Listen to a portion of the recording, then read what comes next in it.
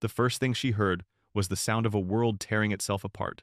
It wasn't a single noise, but a symphony of violence, the high-pitched scream of rubber tortured past its limits, a percussive, gut-wrenching boom of metal surrendering to oak, and finally, the delicate, crystalline tinkle of 1,000 pieces of safety glass cascading onto wet asphalt. It was a sound so final, so absolute, that it silenced the rain. For a moment, Ilara Vasquez's 1,998 Honda Civic was an island of stillness in the chaos. Her headlights cut two pale cones through the thick, late-September Oregon downpour, illuminating the grotesque sculpture of a brand-new Mercedes, now intimately acquainted with a centuries-old tree. Steam, or perhaps smoke, hissed from the mangled hood, ghostly white against the oppressive darkness of the rural highway. Her heart hammered against her ribs, a frantic drumbeat against the sudden silence. Every instinct, honed by 2 years of nursing school and countless hours in dreary, understaffed clinics, screamed at her. Call 911. Stay in the car, don't get involved. But a louder, more primal instinct, the one that had pushed her into this underpaid, overworked, soul-crushing yet vital field, was already unbuckling her seatbelt. "Hello?" she yelled, her voice swallowed by the vast, dripping darkness. "Is anyone there?"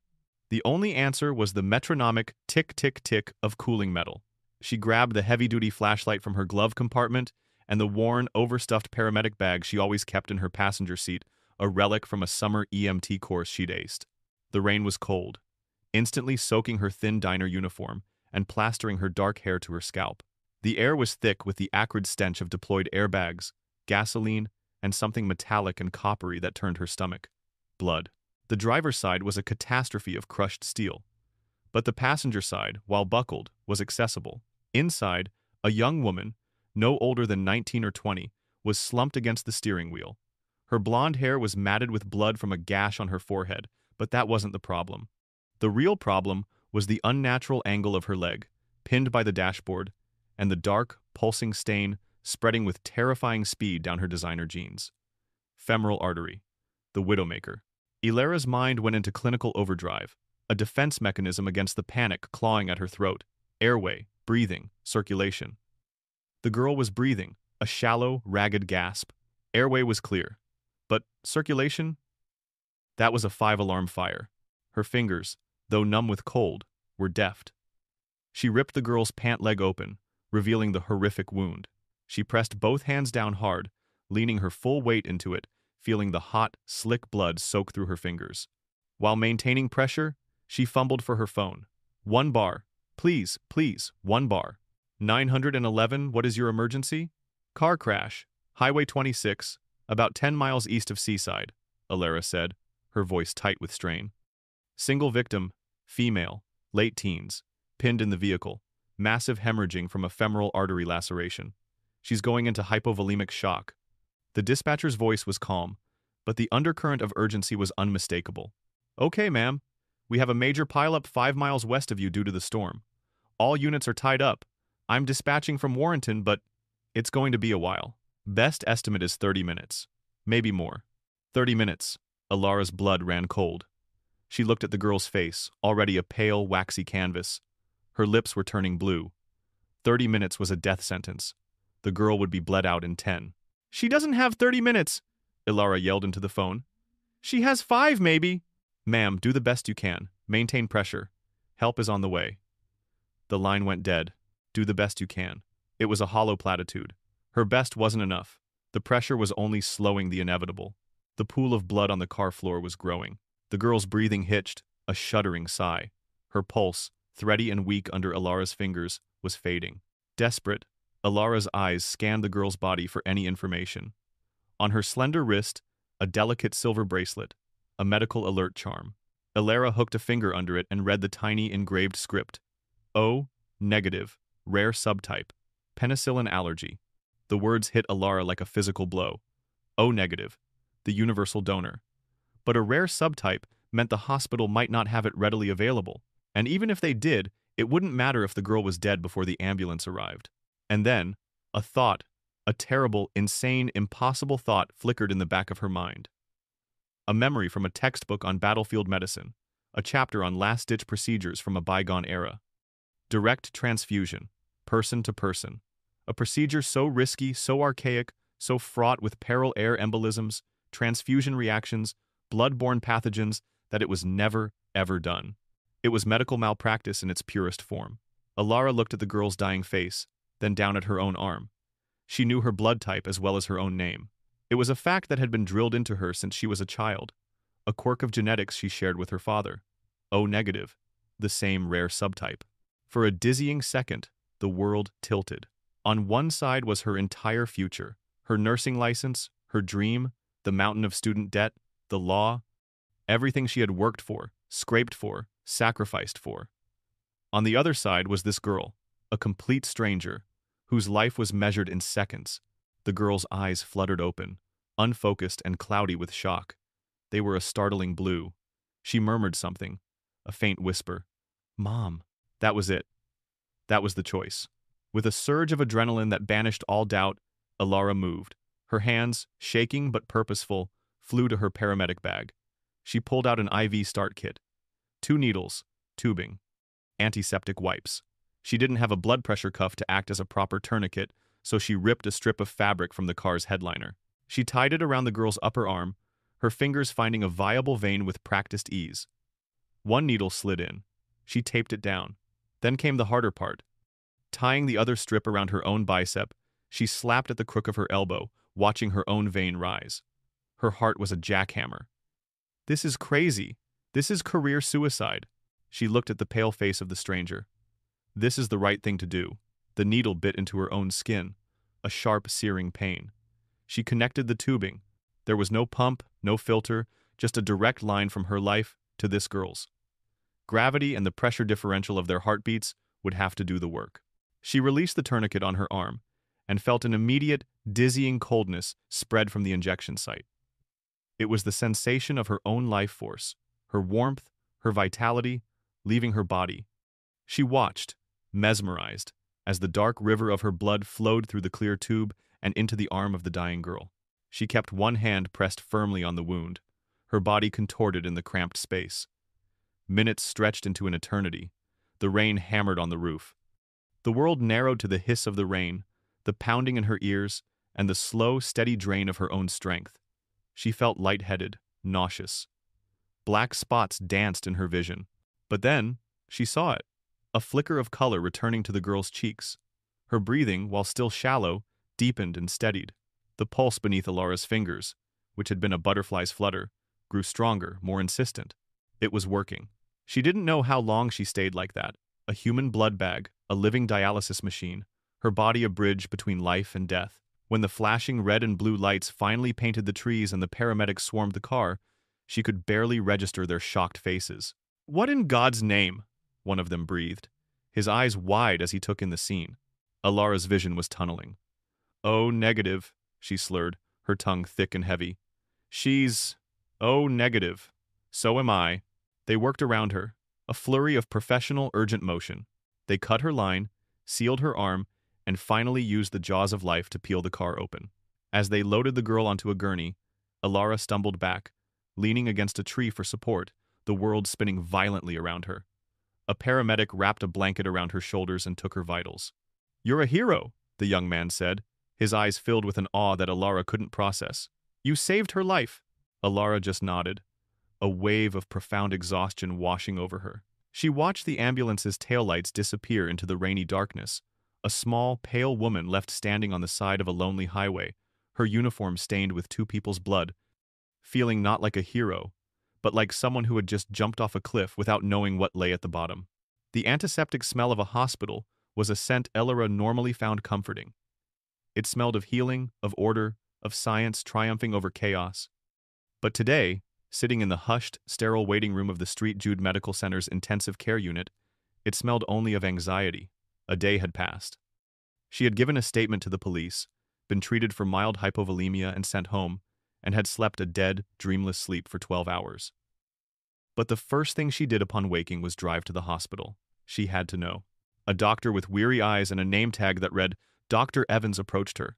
"You're Alara Vasquez?" "Yes. I'm the one who... I was at the accident. Is she okay?"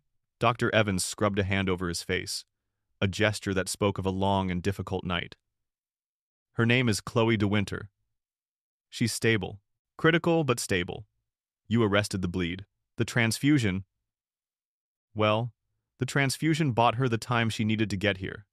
The blood you gave her is what kept her brain and organs oxygenated. Without it, she would have been dead on arrival. A wave of relief so powerful it left her dizzy washed over Alara. Oh, thank God! Yes, Dr. Evans said, his tone shifting. He lowered his voice, his expression turning grim and complicated. I need you to understand something, Miss Vasquez. As a physician, I'm telling you that what you did was miraculous. You saved a life. But as the head of emergency medicine at this hospital, I also have to tell you that what you did was wildly, unbelievably unorthodox. You bypassed every protocol, every safety measure. You opened yourself, and this hospital, up to a level of liability that is frankly terrifying to contemplate. Do you understand? Alara nodded numbly. I know. But she was dying. She was, he conceded. Just be prepared. This isn't over. He gave her a look that was a mixture of profound respect and profound pity, then turned and walked away. This isn't over, the words echoed in her mind. Before she could process their full meaning, a sudden shift in the waiting room's atmosphere drew her attention. It was as if the air pressure had dropped. Two people had entered the ICU, and they moved with an aura of importance that made nurses flatten themselves against walls and other visitors instinctively lower their gazes. They were, Alara presumed, the De Winters. The woman was in her late 50s, tall and severe, her silver hair pulled into a chignon so tight it seemed to tug at the corners of her emotionless gray eyes. She wore a Chanel suit the color of a stormy sky, and it probably cost more than Alara's car. The man beside her was younger, likely in his early 30s, with the same sharp features and an impeccably tailored suit. He walked with a predator's easy confidence, his eyes sweeping the room, assessing and dismissing everything in a single glance. They conferred with a nurse, who pointed a trembling finger in Alara's direction. The pair turned and approached, their expensive leather shoes making no sound on the polished linoleum. They stopped a few feet from her, close enough that she could smell the woman's faint, costly perfume.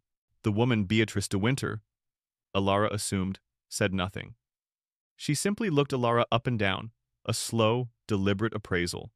Her gaze lingered on Alara's worn-out sneakers, the faded fabric of her jeans, and the cheap cotton of her t-shirt. It wasn't a look of curiosity, but of classification, a biologist studying an insect. The man, Marcus De Winter, was the one who spoke. His voice was smooth as silk, but held a cold, metallic undertone. You are Alara Vasquez? Yes, Alara said, standing up. It felt like a necessary act of self-defense. We understand you, intervened at the sight of our Chloe's accident, he said. The word intervened was delivered with a slight, almost imperceptible curl of his lip, as if it were a euphemism for something distasteful. I helped her, Alara corrected gently. She was bleeding out. So we've been told, Marcus said, his eyes betraying no emotion. He reached into his suit jacket and produced a long, thin envelope from a checkbook. He held it out to her. The De Winter family appreciates citizens who are willing to assist. This is for your trouble. Alara looked from the envelope to his impassive face. My trouble? $5,000, he clarified, as if she were slow-witted. And of course, this will be contingent on your signature on a simple non-disclosure agreement my associate is drawing up. The family prefers to handle these matters privately and with discretion. We want to put this unfortunate incident behind us. The world seemed to slow down. Alara stared at the check, then at the two cold, wealthy faces before her. They weren't thanking her. They were paying her. They were buying her silence, tidying up a messy, emotional loose end. In their world, this was a transaction. Heroism, compassion, a piece of her very life force, it all had a price tag, and to them, it was $5,000 and a gag order. The insult was so profound, so deeply alien to her own value system, that it left her breathless. A slow-burning anger began to smolder in her chest. She had nearly passed out on the side of a highway, her own blood draining into their daughter, and they were treating her like a problematic valet who had scratched the car. She met Marcus's gaze, her own eyes clear and steady. She made no move to take the envelope. No, thank you, she said, her voice quiet but firm. Marcus's eyebrow twitched, the first crack in his polished facade. I don't think you understand. I understand perfectly, Alara interrupted, her voice gaining strength. I didn't do it for money. I did it because your daughter, your sister, was dying in a ditch. You don't get to write a check for that. It's not for sale." For a moment, there was a stunned silence. The De Winters were not used to being refused. They were not used to being told that their money and power had limits. Marcus slowly withdrew the check, his eyes narrowing into icy slits. It was Beatrice who finally spoke, her voice a low, chilling whisper, like the rustle of dry leaves. "A person in your position would do well to learn that every action has a price. You may have decided the price of your action, but you have not yet learned the price of your refusal." She gave Alara one last dismissive look, a look that stripped away her humanity and left her feeling like a piece of dirt on a polished floor. Then, without another word, Beatrice and Marcus de Winter turned and swept toward the doors of the ICU, leaving Alara standing alone in the sterile silence, the doctor's ominous words ringing in her ears. This isn't over. The first blow landed a week later. It arrived not with a bang, but with a sharp, official rap on the door of her cramped second-floor apartment. Alara opened it to find two uniformed police officers standing in the hallway. They were polite, their faces professionally neutral, but their presence filled her small living space with a suffocating sense of dread. "Ma'am, are you Alara Vasquez?" the older officer asked. "Yes, is something wrong?" "We'd like to ask you a few questions about the incident on Highway 26 last Tuesday," he said, not asking for permission as he and his partner stepped inside. "We've received a formal complaint." Alara's blood turned to ice. "A complaint? From who?" "The family of the victim, Chloe de Winter," the younger officer supplied, pulling out a notepad. "Their legal counsel alleges that you performed a medical procedure without a license, resulting in an unauthorized mingling of bodily fluids which could be construed as a form of assault. They also claim your reckless actions could have introduced contaminants or caused an air embolism, further endangering the victim." Alara stared at them, her mouth agape. The words were a grotesque distortion of reality. Assault, reckless, endangering. They were describing a heroic act as a crime. "But I saved her life," she stammered, the words feeling flimsy and weak against the cold, legalistic jargon. "The doctor at the hospital said so. The paramedics said so." "We're just gathering facts, ma'am," the older officer said, his voice devoid of sympathy. "Did you or did you not insert a needle into Miss de Winter's arm?" "Yes, but... And did you or did you not introduce your own blood into her system without her consent?" "She was unconscious. She was dying." Alara's voice rose with panic and indignation.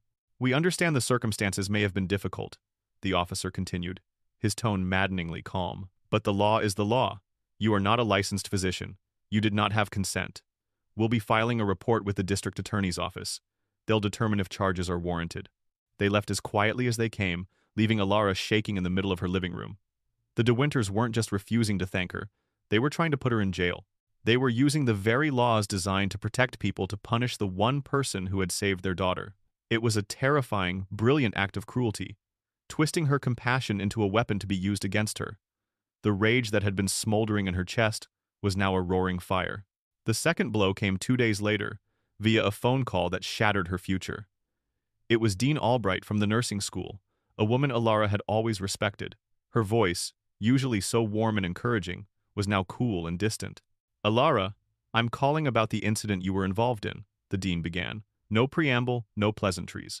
St. Jude Medical Center has filed a formal complaint with the university's Board of Conduct." "What? Why?" "The hospital's legal department has flagged you as a massive liability risk," Dean Albright explained, her voice tight, with professional regret. "The De Winter family are significant benefactors to the hospital, and, by extension, to our nursing program. Their lawyers have expressed extreme displeasure with your unregulated field procedure. They are framing it as a reckless act that undermines established medical protocols. The hospital, under pressure, has to officially distance itself from your actions." Alara felt the floor drop out from under her. "Dean Albright, you taught me about the golden hour. You know what ephemeral bleed does to a person. There was no time. What I know, Alara, and what the lawyers and donors care about are two very different things," the dean said, and for the first time, a note of genuine frustration leaked through. "I'm sorry, I truly am, but my hands are tied. The board has placed you on indefinite academic probation pending a formal review. You are not to attend classes or clinicals until this is resolved." Alara hung up the phone, the world turning into a blurry, incomprehensible mess. Her dream, the one she had sacrificed so much for, was being ripped away. She had been barred from the very place she was training to save lives, all because she had dared to save one. The final, most public blow landed the next morning. Her friend from class, Maria, sent her a link with a one-word message. Shit. The link was to a local online news blog, the kind that specialized in sensationalism and gossip. The headline, in big bold letters, read, Vigilante nursing student performs dangerous roadside procedure on De Winter heiress. Her hands trembled as she read the article. It was a masterpiece of character assassination, skillfully woven with half-truths and insidious implications. It quoted anonymous medical experts who called her actions irresponsible and a desperate bid for attention. It mentioned her part-time job as a waitress and her modest apartment, subtly painting her as a working-class opportunist. The most vile part was a quote from an unnamed source close to the family, who expressed concern about the long-term consequences of introducing common blood into a genetically distinct bloodline. It was eugenics, thinly veiled as medical concern. The comment section was a cesspool. For every person defending her, there were 3 calling her a fame-hungry psycho, a lawsuit-chasing fraud, or worse. They attacked her looks, her presumed background, her intelligence. The public shame was a physical weight. That afternoon, her manager at the diner called her into his office. He looked miserable. Ilara, I'm sorry, he said, avoiding her eyes. Corporate got wind of that article. You're all over the internet. They say you're a brand risk. I have to let you go. She walked home in a daze, each step heavier than the last. In the space of a single week, the De Winters had systematically dismantled her life. They had turned the law, her school, the media, and her employer against her.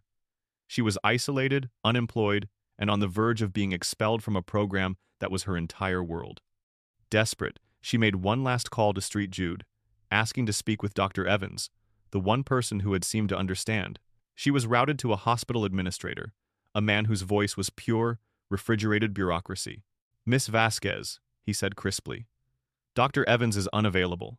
Furthermore, I need to inform you that, per the request of the De Winter family and our legal department, you are not to attempt any contact with any hospital staff regarding the patient Chloe De Winter.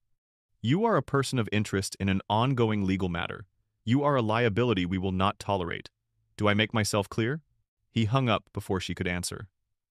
Ilara slid down the wall of her apartment, her phone clattering to the floor. The rage was gone, replaced by a hollow, cavernous despair. She had done the most selfless thing in her life, and in return, the world, steered by the invisible hand of wealth and power, was punishing her for it. She was completely, utterly alone. The days that followed blurred into a gray fog of anxiety and inertia.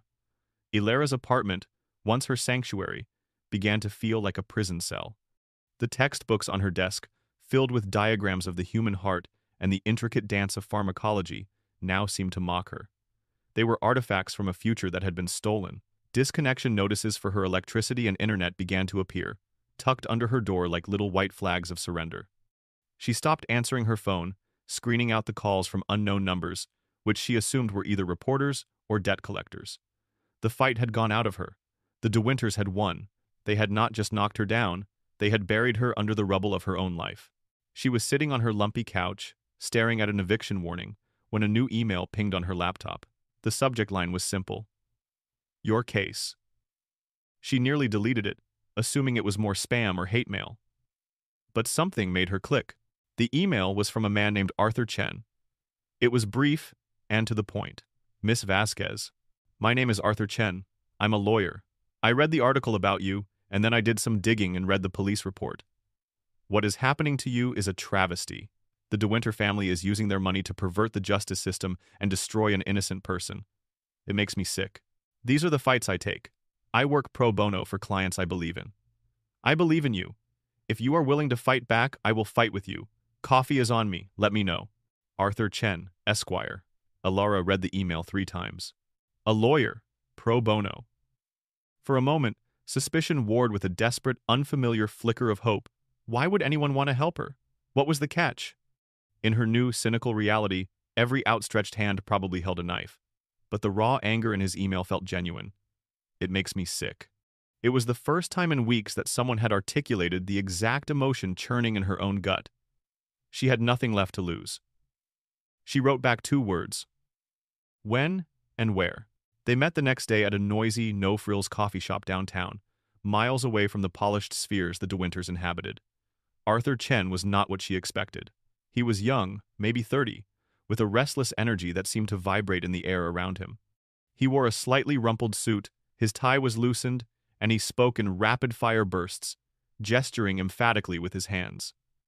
He looked more like a crusading journalist than a lawyer.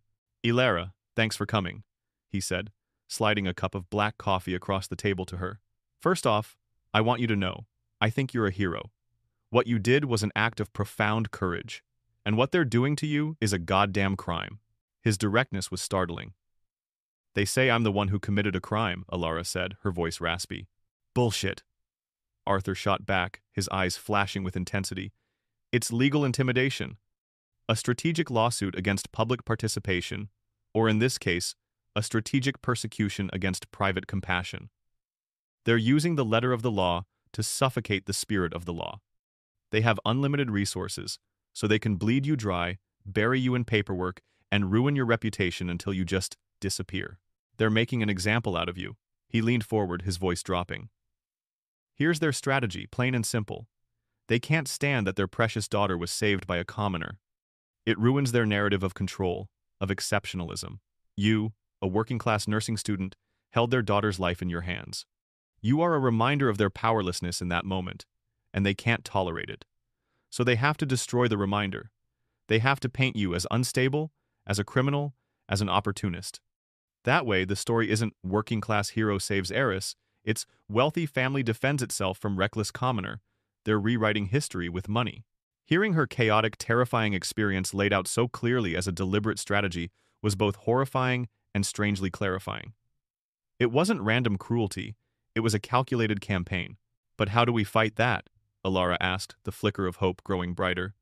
"They have the best lawyers, the media, the hospital. They have everything." "No, they don't," Arthur said, a grim smile touching his lips. "They have everything money can buy. But we have something they can't buy, and they can't control: the truth. Right now, they own the narrative because you haven't had a chance to tell your side. The police report is their version. The news blog is their version. The hospital statement is their version. We're going to change that." He pulled a legal pad from his briefcase. "They are trying to fight this battle in a courtroom, where they can tie you up in technicalities. We're not going to let them. We're going to fight this in the court of public opinion, where the story of a young woman who saved a life and is being punished for it will resonate a hell of a lot more than the story of some billionaires with hurt feelings." For the first time since she saw the flashing lights of the ambulance disappear, Ilara felt a surge of her old self, the determined, resilient woman who worked 2 jobs while acing anatomy exams. The despair that had been choking her began to recede, replaced by a cold, hard resolve. "Okay," she said, her voice stronger now. "What do we do?" Arthur's smile widened. It was the smile of a fighter who had just been told the bell was about to ring. "First," he said, tapping his pen on the notepad, "we find a journalist who can't be bought, and you are going to tell them everything." Ilara looked at him, at the fierce conviction in his eyes, and felt the ground solidify beneath her feet. She was no longer a victim sinking in quicksand. She was a fighter, and she had just found her corner man. Arthur Chen worked fast.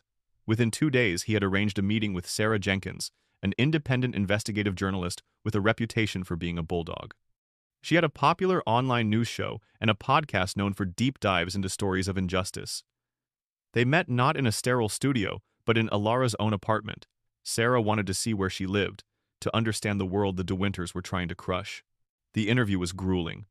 Sarah's questions were pointed and precise, forcing Ilara to relive every second of the ordeal. But her demeanor was empathetic, creating a space where Ilara felt safe to be vulnerable. With Arthur's quiet encouragement, Ilara told her story. She didn't hold back. She described the chilling sound of the crash, the smell of the blood, the impossible choice she faced.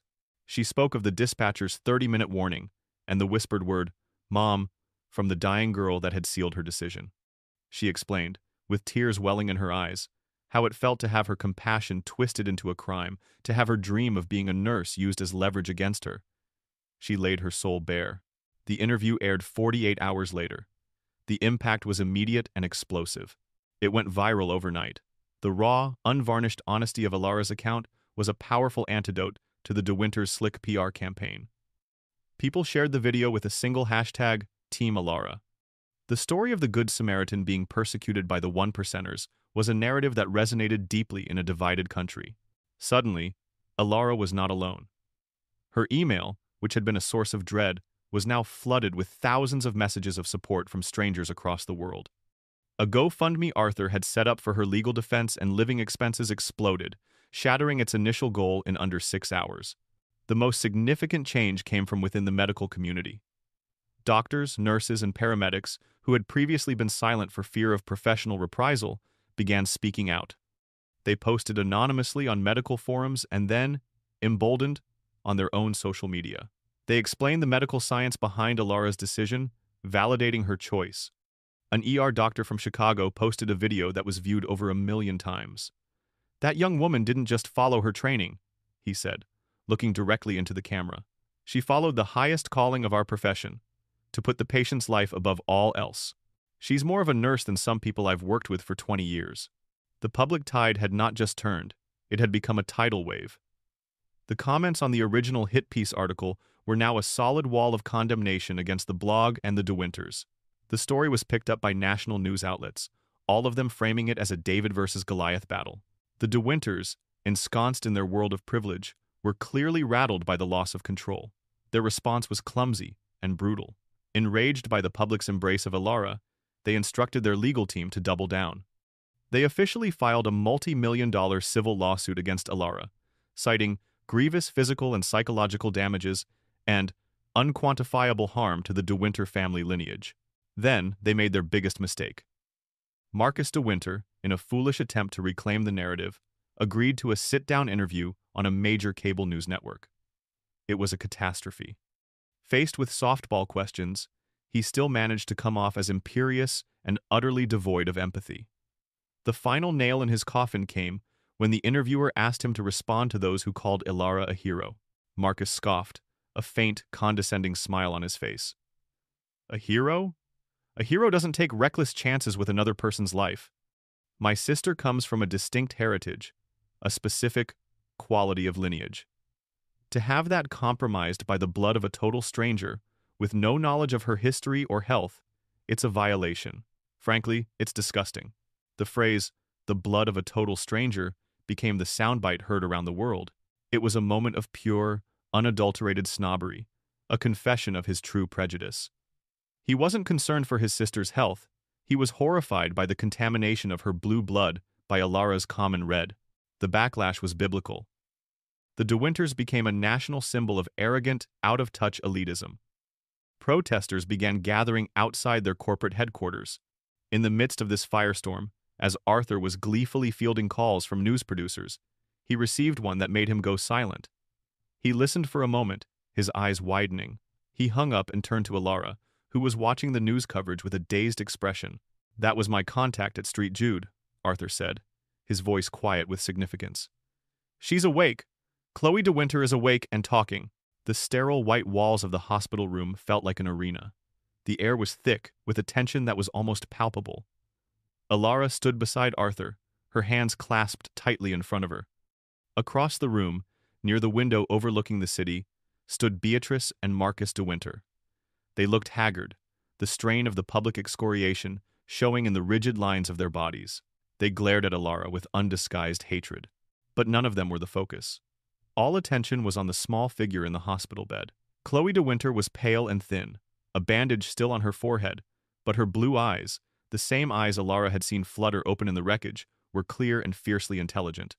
She had IV lines in her arms, but she was propped up against the pillows, a queen holding court in her infirmary. For a week, her parents had tried to isolate her, feeding her a carefully curated version of events. But Chloe, a child of the digital age, had found her way online. She had seen everything. The interview, the hashtag, her brother's disastrous television appearance, and she had been horrified. It had been her, with a strength that shocked everyone, who had demanded this meeting. She looked at Alara, her gaze direct and unwavering. "They told me what you did," she said, her voice weak but steady. "At the crash." Alara simply nodded, unable to speak. Chloe then turned her piercing gaze on her mother and brother. "And I've seen what you did." Marcus stepped forward. "Chloe, darling, you're still weak. You don't understand the complexities. This woman is an opportunist who— An opportunist? Chloe's voice rose, laced with a disbelief that cut through the room. She found me dying in a storm, Marcus. She opened a vein in her own arm and gave me her blood. Her blood. And you called it disgusting. You sued her. You tried to send her to jail. You tried to destroy her life, the same life she handed back to me. Beatrice finally spoke, her voice like ice. We did what was necessary to protect this family, to protect our name. Our name? Chloe's laugh was brittle. You didn't protect our name, Mother. You turned it into a curse. You made the name De Winter a synonym for cruelty and arrogance. You did it to protect your pride. She took a shaky breath, then looked back at Alara. I am so sorry, Chloe said, and the sincerity in her voice made Alara's eyes well up. For everything they did, for the pain, for the fear. Thank you isn't a big enough word. You gave me my life back. She then looked at Arthur. Mr. Chen, I want you to inform my family's lawyers that I am dropping the lawsuit. Immediately. And I want a public apology issued to Miss Vasquez from my family today. Beatrice and Marcus were statues of fury, their faces pale with shock and humiliation. Their power, their control, had been utterly and completely broken, not by a lawyer or the media, but by the quiet, firm voice of the very person they claimed to be protecting. The battle was over. 6 months later, the world was a different place. The De Winters had issued a terse, lawyer-vetted apology and retreated from public life, their reputation in tatters. For Alara, life had been reborn. She was back in nursing school, her probation lifted and expunged from her record. The dean had personally apologized. Her reinstatement came with a full scholarship for her final year, funded by a large, anonymous donation that Arthur winked and said had a distinctly De Winterish scent to it. The GoFundMe had raised over $500,000. After paying off her student loans and securing a modest apartment, Alara sat down with Arthur. Together, they used the remaining funds to establish the Good Samaritan Foundation, a nonprofit dedicated to providing legal defense and financial aid to people who face retaliation or persecution for helping others in emergencies. Today was the foundation's official launch. Alara stood at a podium in front of a small group of reporters, her voice clear and confident. She was no longer the frightened, cornered young woman. She was a leader. An act of compassion should never be a liability, she said, her gaze sweeping over the crowd. My story had a fortunate ending, but it exposed a flaw in our system. We need to protect the people who run toward danger, not away from it. This foundation will be a shield for them. After the press conference, as she was packing up, a familiar face approached. It was Chloe De Winter. She walked with a slight limp, a permanent reminder of the crash, but her smile was genuine. You're doing an amazing thing, Alara, she said quietly.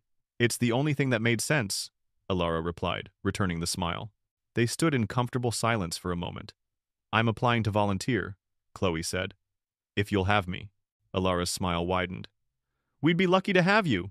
Later that evening, alone in her quiet apartment, Alara looked at her own arm. A tiny, puckered white scar, no bigger than a freckle, marked the spot where the needle had gone in. It wasn't a reminder of the nightmare the De Winters had put her through. It was a badge of honor, a testament to a choice made in the rain and darkness, a choice to give a piece of herself to a stranger, a choice that had almost destroyed her, but had instead shown her exactly who she was meant to be.